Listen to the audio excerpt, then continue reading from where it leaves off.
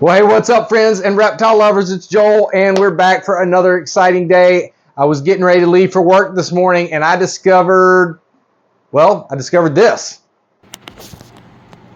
All right, so here it is. It's 7 in the morning. I just found her, but it looks pretty clear to me that she's not finished.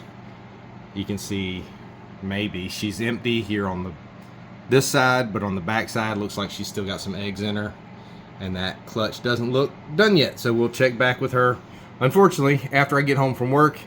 But exciting to find them, at least this morning. We'll see what we got at the end of the day. All right, wasn't that cool? Always so exciting. She was giving me quite the death stare, but totally understandable. Anyway, so I could tell obviously that she wasn't done, so I just grabbed a quick clip before I headed off to work. And now I actually had a meeting that was not far from home, and I ran home with permission, of course, to pull these eggs and get them in the incubator before I go back to work. So let's take a look at what she's got. It looked like it was going to be a really good clutch. This has been a great breeder for me in the past, and I'm really excited to see what she has to offer. This is a blue-eyed leucistic potential clutch, so hopefully we'll get some blue-eyed Lucies from these parents. We've gotten them in the past. The father of this clutch is a bamboo black pastel pinstripe yellow belly, and he is the father of, we talked about this in some previous clutches, the father that we have discovered is actually het for cryptic. Not that that should play in here, but just saying what he is. So bamboo, black pastel, pinstripe, yellow belly, het cryptic, bred to a lesser pewter. Pewter is a pastel cinnamon, if you didn't know. Really, really pretty snake, and they've made some great babies in the past. So I'm really excited to get yet another clutch from this pairing and to produce some great animals. Can't wait to see what they look like when they crawl out of the egg. But let's go ahead and take a look at what she's hiding, see how many she has, how they look, and all that fun stuff. Thanks for joining me. All right, she's at the top of the rack, so a little unsteady. Looks like she's done. One's rolled out, so we'll definitely have to candle all of these. Let's get her on the table.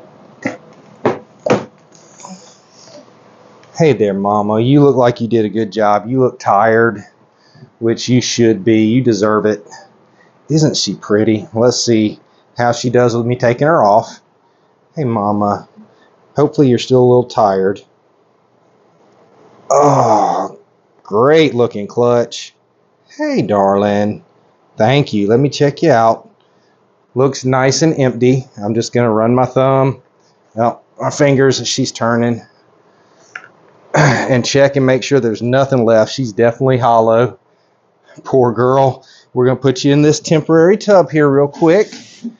And then once I get you cleaned up, we'll get you a fresh new tub. She's all over the place. Look at that. What a great looking clutch. 2, 4, 6, 8, 10, 11. Well, looks like 11 great eggs. So, man, we might have to use 2 tubs on this one, but I'm going to get a weight on them, and then we'll candle them and see what we're dealing with. All right, let's see. I'm going to have to make 2 trips. Some of these definitely look smaller than the others, but they look to be a good size. Don't feel real tacky, so hopefully we'll be able to separate them. Good, let's see. Wow, look at that. Let me get the glare off the screen. That's 1,125 grams. So again, we're just over 100 grams per egg, which is like my ideal range. So this is great. Let's get them over, and we'll talk about some of the history with this snake too. All right, let me shut the light off, and we'll candle these eggs and see if they're good.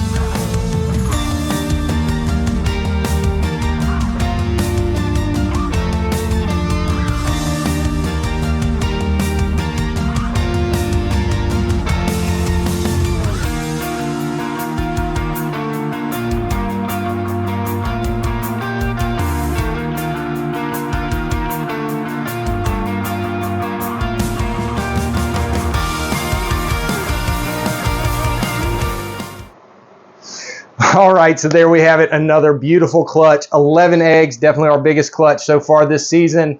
And they all look great.